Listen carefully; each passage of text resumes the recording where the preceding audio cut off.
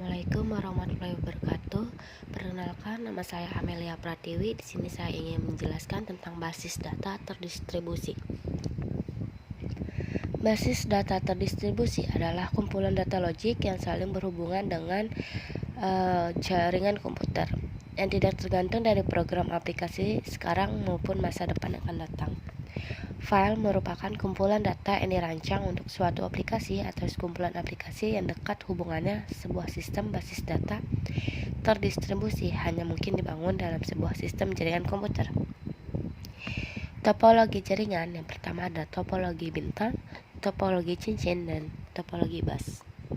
Perbedaan utama di antara berbagai topologi data terletak pada yang pertama ada biaya instalasi, biaya komunikasi, kehandalan, dan ketersediaan. Ciri-ciri basis data terdistribusi adalah yang pertama, data disimpan di sejumlah tempat. Yang kedua, prosesor pada tempat yang berbeda dihubungkan dengan jaringan komputer. Sistem basis data terdistribusi bukan terdiri dari sekumpulan file yang berada pada berbagai tempat, tetapi pada sebuah basis data di berbagai tempat. Setiap tempat secara mandiri memproses permintaan user yang membutuhkan akses ke data di tempat tersebut, dan juga mampu untuk memproses data yang tersimpan di tempat lain. Keuntungan basis data yang pertama, pengelolaan secara transparan, mengacu pada struktur organisasi, meningkatkan untuk berbagi dan otonomi lokal. Yang keempat, meningkatkan ketersediaan data, meningkatkan kehandalan, meningkatkan performasi kerja, dan memudahkan pengembangan sistem. Kerugian basis data yang pertama ada kompleksitas manajemen, kontrol integritas lebih sulit, biaya pengembangan, keamanan, sulit standarisasi, menambah kebutuhan penyimpanan, lebih sulit dalam mengatur lingkungan data. Ada beberapa pendekatan yang berkaitan dengan penyimpanan data atau tabel dalam sebuah sistem basis data terdistribusi.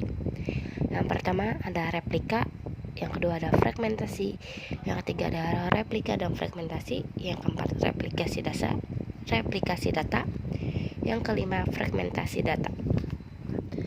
Ada banyak komputer yang disebut sites atau nodes.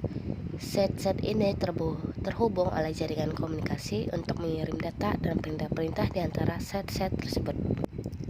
Keuntungan menggunakan DBMS: controlling redundancy, retracing unauthorized access, providing persistent storage for program, object, and data structure, permitting inference and action using rules, providing multiple user interface, representing complex relationship among data, providing backup and recovery.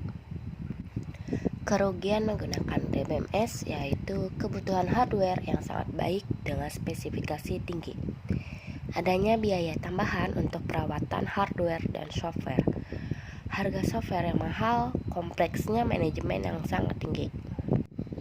Kesimpulannya yaitu basis data terdistribusi yaitu kumpulan data logik yang saling berhubungan secara fisik dalam jaringan komputer yang tidak tergantung dari program aplikasi sekarang maupun masa yang akan datang.